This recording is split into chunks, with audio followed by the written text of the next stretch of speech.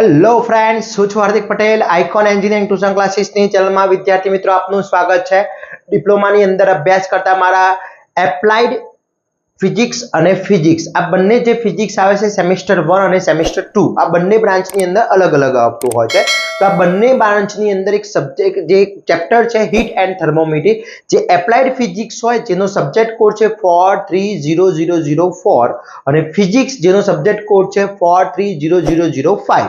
તો આ બંનેમાં એક કોમન જે ચેપ્ટર છે હીટ એન્ડ થર્મોમીટર, એનો આપણે જે સિરીઝ સ્ટાર્ટ કરી છે એનો પાર્ટ નંબર 3 આજે તમારા સમક્ષ રજૂ કરી રહ્યો છું. આજે આપણે most and very most important ક્વેશ્ચનની ચર્ચા કરવાના છે જે થર્મોમીટર પૂછાતા હોય છે.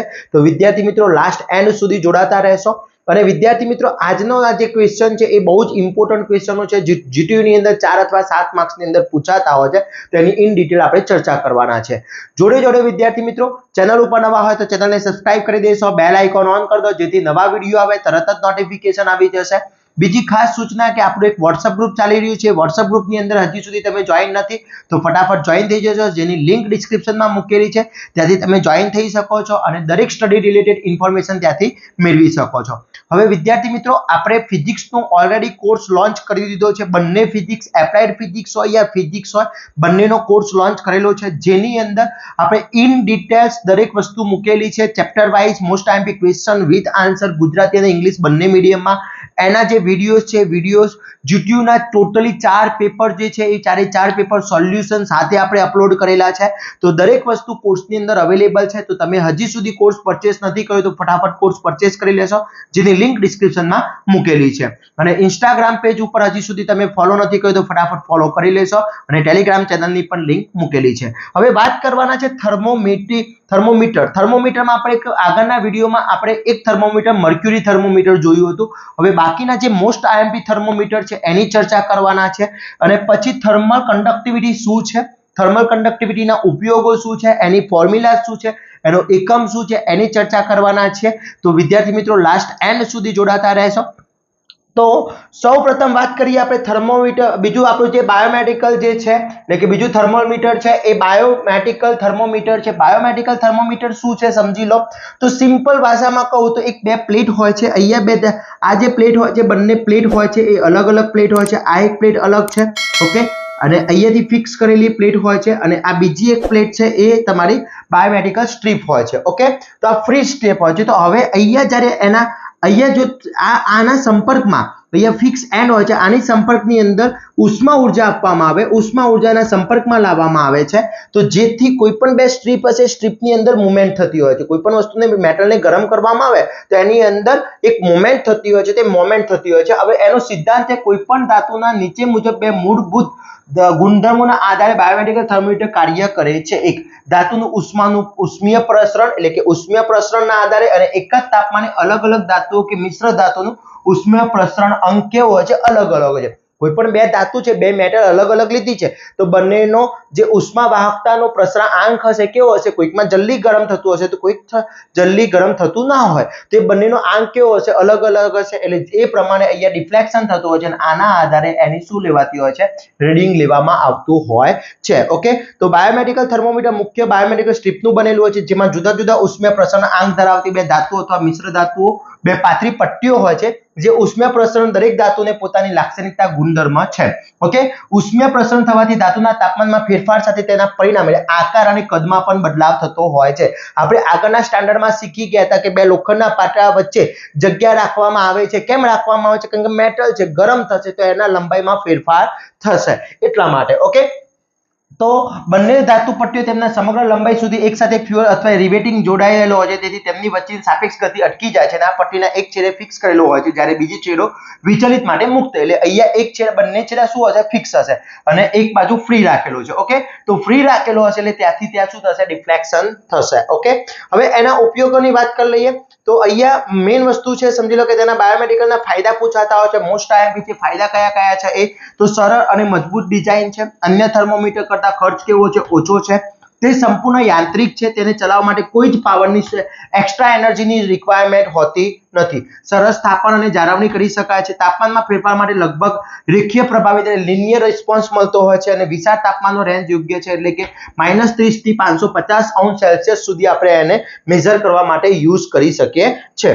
ઘણી વખતે ઘણા જીટીયુની પેપર્સની અંદર બાયોમેડિકલ થર્મોમીટરના ફાયદા ગેરફાયદા પૂછાયેલા છે અથવા ઉપયોગ પૂછાયેલા છે, તો આ વસ્તુ ખાસ કરી લેજો. ઓકે, એના પછી વાત કરીએ બાયોમેડિકલ થર્મોમીટરના ગેરફાયદા, તો ખૂબ ઊંચું તાપમાન ઉપયોગ થઈ શકતો નથી. વધારે પડતું તાપમાન છે તો આપણે ઉપયોગ કરી શકતા નથી. તેમને વારંવાર કેલિબ્રેશનની જરૂર પડે છે. આપણે ગણતરી વારંવાર કરવી પડે, કારણ કે એમાં સ્ટોરેજ કોઈ વસ્તુ હોતી નથી, એટલે વારંવાર આપણે શું કરવું પડશે? કેલિબ્રેશન કરવું પડશે. સચોટ રીતે નીચા તાપમાનમાં માપી શકાતા નથી.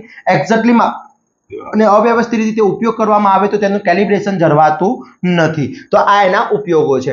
પછી એના પછી છે પ્લેટિનિયમ રેઝિસ્ટન્સ થર્મોમીટર. જે પ્લેટિનિયમ હોય છે, જે તાપમાનમાં, બીજું છે થર્મોમીટર પ્લેટિનિયમ રેઝિસ્ટર થર્મોમીટર. દરેક થર્મોમીટર તમારે આકૃતિ તૈયાર કરી દેવાની છે. અહીંયા બેઝિકલી શું હોય છે? મેકા ફ્રેમ હોય છે, અહીંયા પ્લેટિનિયમ વાયર હોય છે. આ જે વાયર દેખવામાં આવે છે પ્લેટિનિયમ વાયર હોય છે. પછી અહીંયા એના જોડે અહીંયા બે લીડ જોવા મળતી હશે. એક આ લીડ અલગ હોય છે અને એક આ લીડ અલગ હોય છે. ઓકે, પછી પ્રેસાઇઝ ટ્યુબ હોય છે, માઇકા ડિશ અહીંયા વચ્ચે જે છે એને માઇકા ડિશ કહેવામાં આવે છે. ઓકે, તો તાપમાનમાં ફેરફાર સાથે પ્લેટિનિયમ ધાતુનો અવરોધ રેખીય રીતે બદલાતો. હવે પ્લેટિનિયમ વસ્તુ યુઝ થાય છે એટલે પ્લેટિનિયમ ધાતુનો રેખીય બદલાય છે. પ્લેટિનિયમ એક નિષ્ક્રિય ધાતુ છે, સરળતાથી તેના પાતળા તાર ખેંચી શકાય છે અને પ્લેટિનિયમના આ ગુણધર્મના કારણે તેનો ઉપયોગ થર્મોમીટરમાં સેન્સર તરીકે યુઝ કરવામાં આવે છે. આ એની રચના છે, આકૃતિ છે. આકૃતિ ખાસ કરી લેવાની છે. હવે આ પ્લેટિનિયમ એની વાત કરીએ તો પ્લેટિનિયમ રેઝિસ્ટન્સ થર્મોમીટરમાં દર્શાવે છે તે પ્લેટિનિયમ સેન્સિંગ કોઇલને પોર્સેલિન નળીમાં અંદર બંધ કરવામાં આવે છે. અહીંયા જો અહીંયા બંધ કરેલી છે, આ નળીની અંદર બંધ કરવામાં આવે છે પોર્સેલિન ટ્યુબની અંદર, અને એક માઇકા ફ્રેમ ઉપર શુદ્ધ પ્લેટિનિયમ ડબલ વાયર વીંટળી દેવામાં આવે છે. એટલે ડબલ વાયરનો ઉપયોગ પ્રેરણ અસર ઘટાડવા માટે, અને માઇકા અવાહક છે તેથી તેનો ટ્યુબના છેડા પર મૂકવામાં આવે છે અને ટ્યુબના ખુલ્લા છેડા ઉપર ઇબોકાઇનેટ કેપ મૂકવામાં આવે છે. અને પ્લેટિનિયમ વાયરના મુક્ત છેડા જાડા કોપર લીડ સાથે ટર્મિનલ બી અને બી2 જોડાયેલા હોય છે. અહીંયા કોપર સાથે જોડાયેલો હોય છે, આ કોપર સાથે જોડાયેલા હોય છે. Okay, clear? હવે એની વાત કરીએ તો એના મોસ્ટ ફાયદા શું છે, ક્યાં ક્યાં યુઝ થાય છે. હવે જો આની અંદર મોસ્ટલી ફાયદા પૂછાતો હોય છે, એની આકૃતિ પૂછાતી હોય છે, તો ફાયદા શું છે? થર્મોમીટરના ફાયદા કયા કયા છે? તો થર્મોમીટર 0.01 સેલ્સિયસથી ચોકસાઈથી માપી શકાય છે. એટલે 0.01 સેલ્સિયસ તાપમાન હોય તો પણ આપણે એની એક્યુરેસીથી માપી શકીએ છીએ. એની રેન્જ છે -200 થી 1200 સેલ્સિયસ સુધી છે. રાસાયણો, ભેજ, પ્રદૂષણ તેના પર અસર થતી નથી કે વધારે ટકાઉ છે, તેથી તે વધારે એક્સ્ટ્રા એન્વાયરમેન્ટ ઇફેક્ટ જોવા મળતી નથી. કોઈ એન્વાયરમેન્ટ ઇફેક્ટ તમને જોવા મળશે નહીં. ઓકે, પછી વાત કરીએ પ્લેટિનિયમ રેઝિસ્ટન્સના ગેરફાયદા શું છે. તો આ થર્મોમીટર ધીમો એટલે એનો જે રિસ્પોન્સ ટાઈમ કહી શકાય વિદ્યાર્થી મિત્રો, એ રિસ્પોન્સ ટાઈમ બહુ જ ઓછો છે, કારણ કે પ્લેટિનિયમ રેઝિસ્ટન્સ પોતે પ્રભાવિત થશે ઉષ્માના અને એના કારણે પછી તમને આઉટપુટ મળશે. એટલે એનો રિસ્પોન્સ ટાઈમ બહુ ઓછો છે. બીજું, તેની કિંમત ઘણી વધારે છે, કારણ કે પ્લેટિનિયમ ધાતુ એ મેટલ છે, બહુ કોસ્ટલી આવે છે, એટલે બહુ આપણે યુઝ કરવા માટે એની રેન્જ કેવી છે? વધારે છે. પછી તેની સાથે બ્રિજ સર્કિટ જોડવાથી ઇલેક્ટ્રિક પાવર સપ્લાયની જરૂર પડે છે. પછી થર્મલ કપલની તુલનામાં બલ્બનું કદ ઘણું વધારે હોય છે, જે બલ્બ યુઝ કરવામાં છે બહુ વધારે હોય છે.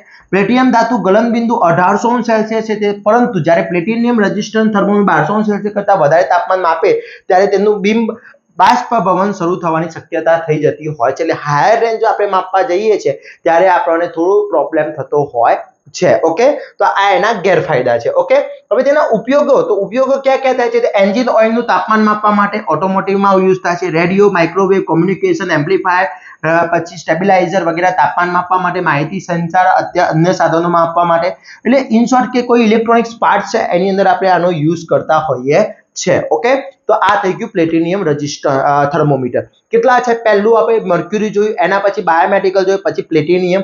હવે એના પછી છે ઓપ્ટિકલ પાયરોમીટર, જે સૌથી વધારે પૂછાતો ક્વેશ્ચન છે. ઓપ્ટિકલ પાયરોનોમીટર, જેનું તાપમાન નિરપેક્ષ -273.15 થી વધુ હોય તેવા પદાર્થ પોતાના તાપમાન પર આધારિત હોય તેમ ઉષ્મીય વિકિરણ ઉત્સર્જિત કરે છે.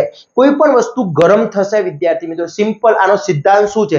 કોઈ પણ વસ્તુ ગરમ થશે, તાપમાનમાં વધારો થશે, એટલે એની અંદર ઉષ્મા ઉર્જાના કારણે એક લાઇટ જનરેટ થશે, એક લાઇટ વસ્તુ જનરેટ થાય. સિમ્પલ વસ્તુ હું તમને સમજાવું. લોખંડનો ટુકડો છે, આ સમજી લો, આ લોખંડનો ટુકડો છે, એને હું અંધારામાં મૂકી રાખું છું તો મને દેખાશે નહીં? દેખાય ને. હવે એને હું ગરમ કરું છું, થોડો વધારે ગરમ કરું છું, તો એનો પ્રકાશ રેડ કલર તમને જોવા મળશે ને. ઓકે, તો કેમ? એક ગરમ થયો, ઉષ્મા ઉર્જા અંદર શું થઈ? ઉષ્મા ઉર્જાના કારણે પ્રકાશિત થશે. ઓકે, તો આ સિદ્ધાંત ઉપર કામ કરે છે. હવે એની રચના જોઈએ તો રચના આ ટાઈપની હોય છે. અહીંયા એક કોઈ ઓબ્જેક્ટ છે, એ ઓબ્જેક્ટ જોવામાં આવે છે, એ ઓબ્જેક્ટમાંથી નીકળતો પ્રકાશ છે, એ અહીંયા લેન્સ હોય છે, એ લેન્સ દ્વારા લેન્સ એ શું કરે છે, અહીંયા એક ફિલામેન્ટ હોય છે, એ ફિલામેન્ટ ઉપર એ બધો જ પ્રકાશ શું કરશે, બીમ સ્વરૂપે આપાત કરશે, જેથી અહીંયા એમ્પિયર મીટર હોય છે અને અહીંયા બેટરી હોય છે, એક રેઝિસ્ટન્સ હોય છે, એના કારણે એ અહીંયા માપવામાં આવશે. અહીંયા રેડ ફિલ્ટર હોય છે, જેથી તમને આઈસ પીસ હોય છે, આઈસ પીસમાં તમે જોઈ શકો છો, એટલે સીધું તમને કોઈ ઇફેક્ટેડ થશે નહીં. ઓકે, તો આની અંદર મૂકેલું હોય છે. હવે સમજી લો કે એની રચના તો પાયરોન દરેક ભાગમાં આકૃતિમાં દર્શાવ્યા પ્રમાણે છે, જેમાં આઈસ પીસ ડાબી બાજુ અને ઓપ્ટિકલ લેન્સ જમણી બાજુ હોય છે. આઈસ પીસ કઈ બાજુ હોય છે, ડાબી બાજુ હોય છે, અને ઓપ્ટિકલ લેન્સ કઈ બાજુ હોય, જમણી બાજુ હોય છે. એક લેમ્પ છે જે પાવર સોર્સ અને રિએક્ટરનો ઉપયોગ કરી સંદર્ભમાં તાપમાન ઉત્પન્ન કરે છે, અને એમ્પિયર મીટર ઇલેક્ટ્રિક કરંટ માપી તેના અનુતાપમાને ગણતરી કરવામાં આવે છે. સિમ્પલ વસ્તુ છે. અહીંયાથી જે પ્રકાશ આવશે એ આ બલ્બ શું થશે, એ પ્રકાશિત થશે. પ્રકાશિત થવાના કારણે અહીંયા એમ્પિયર મીટરમાં એનો વોલ્ટેજ બતાવશે. એ એમ્પિયર મીટરમાં એમ્પિયર બતાવવાના કારણે એની આધારે તાપમાન ગણતરી કરવામાં આવશે. ઓકે, કોઈ વસ્તુને એક ફાયદો એ છે, કોઈ વસ્તુને ટચ કરવું પડતું નથી. Okay, clear. હવે એના ફાયદા ગેરફાયદા કાર્ય તો આપણે સમજી લીધું, આખું એ કાર્ય અહીંયા બતાવેલું છે, તમે જોઈ શકો છો. ઓકે, હવે એના વાત કરીએ તો ત્રણ શક્યતા હોઈ શકે છે કે જ્યારે ફિલામેન્ટ ડાર્ક હોય ત્યારે તેનું તાપમાન માપવું છે, તે સ્ત્રોત પદાર્થ સંદર્ભમાં તાપમાન કરતાં વધુ ગરમ હોય છે, એટલે કે ફિલામેન્ટનું તાપમાન સ્ત્રોત તાપમાન કરતાં ઓછું હોય છે.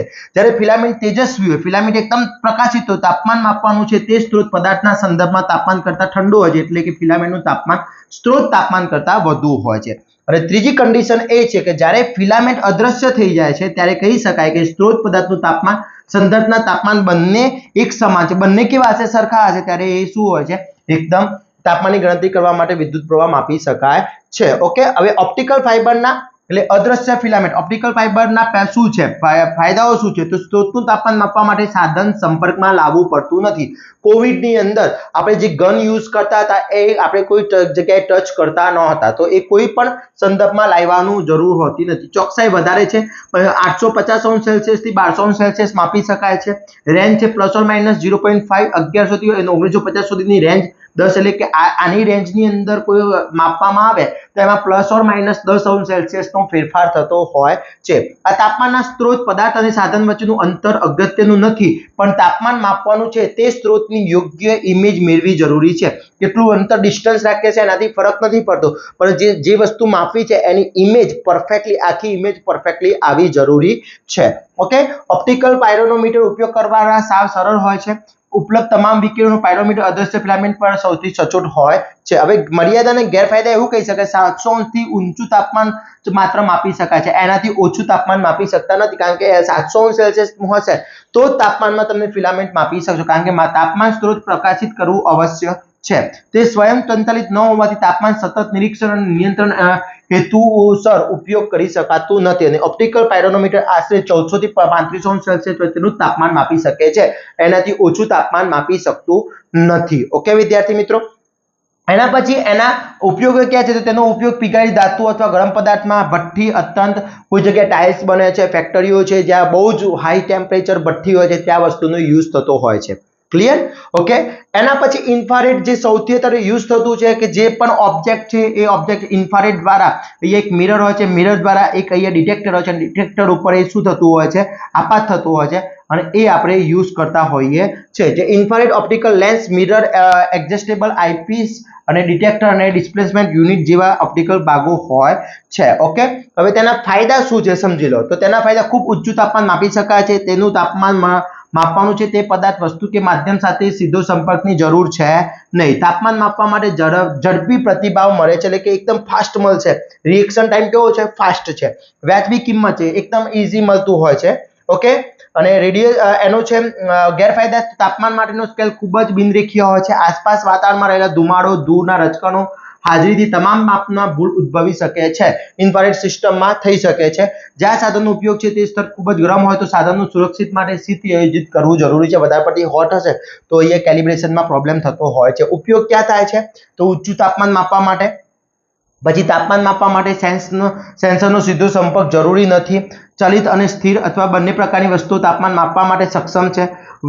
વિસ્તૃત સપાટી અથવા મોટી વસ્તુ તાપમાન માપવા માટે પણ ઉપયોગી થતો હોય છે. તો આ જેટલા પણ થર્મોમીટર અહીંયા બતાવ્યા છે એ બધા જ થર્મોમીટરના ઉપયોગો ફાયદા, ગેરફાયદા અને આકૃતિ આટલી વસ્તુ ફરજિયાત કરી લેવાની છે વિદ્યાર્થી મિત્રો. એમાંથી 2 તમારા થર્મોમીટર જીટીયુનો પેપરમાં 110% હશે વિદ્યાર્થી મિત્રો. ઓકે, તો આ થર્મોમીટર ખાસ કરી લેવાના છે. હવે વાત કરીએ થર્મલ કન્ડક્ટિવિટી, ઉષ્મા વાહકતા. ઉષ્મા વાહકતાનો વ્યાખ્યા પૂછાય તો દરેક પદાર્થની ઉષ્મા વાહકતા વહન કરવાની ક્ષમતા અલગ અલગ હોય છે. વહન કરવાની ક્ષમતા, દરેક પદાર્થની વહન કરવાની ક્ષમતા કેવી હોય છે? અલગ અલગ હોય છે. સિમ્પલ ભાષામાં કહું તો એક લોખંડનો ટુકડો લીધો છે, એક પ્લાસ્ટિકનો ટુકડો લીધો છે, બંનેને ગરમ કરવામાં આવે તો જલ્દી કોણ ગરમ થશે? પ્લાસ્ટિક પીગળવાનું જલ્દી કામ કરશે, લોખંડ વાર લાગશે. તો ઉષ્મા વાહકતા, દરેક પદાર્થની ઉષ્મા વહન કરવાની ક્ષમતા અલગ અલગ હોય છે. પદાર્થની ઉષ્મા વહન કરવાની ક્ષમતાને, એની કેપેસિટી છે, એને ઉષ્મા વાહકતા, થર્મલ કન્ડક્ટિવિટી કહેવામાં આવે છે. થર્મલ કન્ડક્ટિવિટી એ થિકનેસ ઉપર પણ ડિપેન્ડ છે. Temperature delta T, T1 - T2, અહીંયાનું બહારનું ટેમ્પરેચર અને અહીંયાનું ટેમ્પરેચર અલગ અલગ હોય છે.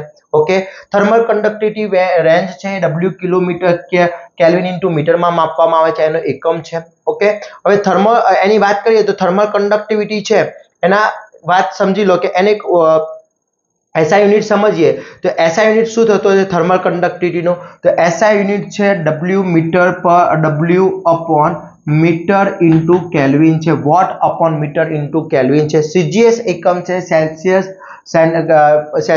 છે, સેલ્સિયસ અને એક સેન્ટીમીટર અને અથવા સેલ્સિયસ અંશ છે, આ એનું એકમ છે, ખાસ ધ્યાન રાખજો. ઓકે, હવે એનો સૂત્ર જે છે એ K બરાબર delta Q upon delta T એ delta T upon delta X, એટલે કે તાપમાનમાં થતો ફેરફાર, જે તાપમાનમાં થતો ફેરફાર છે, એરિયા છે, એના ઉપર ડિપેન્ડ હોય છે. ઉષ્મા વાહકતાના ઉપયોગો પૂછાતા હોય છે કે થર્મલ કન્ડક્ટિવિટીના ઉપયોગો લખો. થર્મલ કન્ડક્ટિવિટી ક્યાં યુઝ કરવામાં આવે છે? તો કોલ્ડ સ્ટોરેજમાં, ઓરડાના બાંધકામમાં દિવાલો જાળી રાખવામાં આવે છે. એટલું ઉષ્માનું અતિ નબળું વાહક હોવાથી તેનો ઉપયોગ આસપાસના વાતાવરણમાંથી ઓરડામાં આવતા પ્રવાહ, ઉષ્માના પ્રવાહને ઘટાડવા માટે થાય છે. વચ્ચેથી પોલી ઈંટોનો ઉપયોગ કરી વધુ સારી વાહકતા મેળવવામાં આવે છે. જ્યારે થર્મલ કન્ડક્ટિવિટીનો યુઝ કરો તો અહીંયા શું કરવામાં આવે છે? ઈંટોનું ચણતર વચ્ચે જગ્યા રાખવામાં આવે છે, જેથી ઉષ્મા વાહકતા ઓછી પ્રસરતા. શિરા દરમિયાન દરવાજો હેન્ડલ તાપમાન વધારે ગરમ થાય છે આપણા કરતા. ઓકે, પછી છે શેરડીમાં બરફ વેચવા આવતા ફેરીઓ બરફના મોટા ટુકડાને લાકડાના વેરમાં કોથળામાં રાખે છે, જેથી ઝડપથી પીગળી ન જાય. લાકડાના વેરમાં સૂક્ષ્મ છિદ્રો ભરેલા હવામાં ઉષ્મા વાહક તરીકે કામ કરે છે અને હવા બહારથી ઉષ્માને બરફમાં જવા દેતી નથી, તેથી બરફને પીગળતો અટકાવે છે. જોજો તમે કે બરફ શામાં વીંટળાયેલો છે? કોથળાની અંદર વીંટળાયેલો હોય છે. ગરમ વાસણોથી દાજી ન જવાય તે માટે રસોઈના વાસણોને હેન્ડલને ઉષ્મા અતિ નબળા વાહક જેવા લાકડું, ઇબોકેનાઇટ અથવા બેકેનાઇટથી બનાવવામાં આવે છે. ઓકે, પછી શિયાળામાં શરીર ઉપર ઓઢવામાં આવે ત્યારે 2 ચાદરો એક સાથે, 2 ધાબળા એકદમ સાથે ઓઢી લઈએ છીએ તો આપણને ગરમીનો અહેસાસ થતો હોય છે, ઠંડીનો અહેસાસ ઓછો થાય છે, કારણ કે એની થર્મલ કન્ડક્ટિવિટી વધી જતી હોય છે. ઓકે, તો વિદ્યાર્થી મિત્રો આ હતી આખી થિયરી ચેપ્ટર નંબર 3 ની. હવે આના જેટલા પણ એક્ઝામ્પલ છે ચેપ્ટર નંબર 3 ના, થર્મલ કન્ડક્ટિવિટીના છે, પછી એના જે ટેમ્પરેચર વાળા છે, આપણે નેક્સ્ટ વિડીયોની અંદર કવર કરી લઈશું. તો આટલી જેટલી પણ મેં થિયરી સમજાવી છે એ બધી જ થિયરી મોસ્ટ આઈએમપી છે. થર્મલ કન્ડક્ટિવિટી મોસ્ટ આઈએમપી છે. પછી એના પછી આપણે એના જે થર્મોમીટર છે, બધા જ થર્મોમીટર કરવાના છે. ઉષ્મા વાહક, ઉષ્મા ધારિતા છે, એટલે કે હીટ કેપેસિટી છે, પછી એના પછી છે heat radiation convention and conduction છે. પછી એના ટેમ્પરેચરના જુદા જુદા પ્રકાર છે, એટલે કે સેલ્સિયસમાં, ફેરનહીટમાં અને કેલ્વિનમાં. આ બધા જ question most and very most IMP છે. ટોટલી જેટલા પણ ક્વેશ્ચન મોસ્ટ આઈએમપી છે એની આખી PDF મેં તમને વિદ્યાર્થી મિત્રો YouTube ચેનલ ઉપર આપણે વિડીયો બનાવી ચૂક્યા છે ઓલરેડી. હજી સુધી તમે જોયો ના તો ફટાફટ ડિસ્ક્રિપ્શનમાં લિંક મૂકેલી છે, ત્યાંથી તમે ચેક કરી શકો છો. અને આપણા કોર્સની અંદર most IMP question with answer, જીટીના પેપર્સ, મોડલ પેપર, દરેક વસ્તુ અવેલેબલ છે, ત્યાંથી તમે તૈયારી કરી શકો છો. આ દરેક PDF ગુજરાતી, ઇંગ્લિશ બંનેમાં અવેલેબલ છે, જેની લિંક ડિસ્ક્રિપ્શનમાં મૂકેલી છે, ત્યાંથી તમે તૈયારી કરી શકો છો. અને આવા જ નવા વિડીયો સાથે નવા દિવસે મળીશું. ત્યાં સુધી વિદ્યાર્થી મિત્રો મને રજા આપશો. જય હિન્દ, જય ભારત.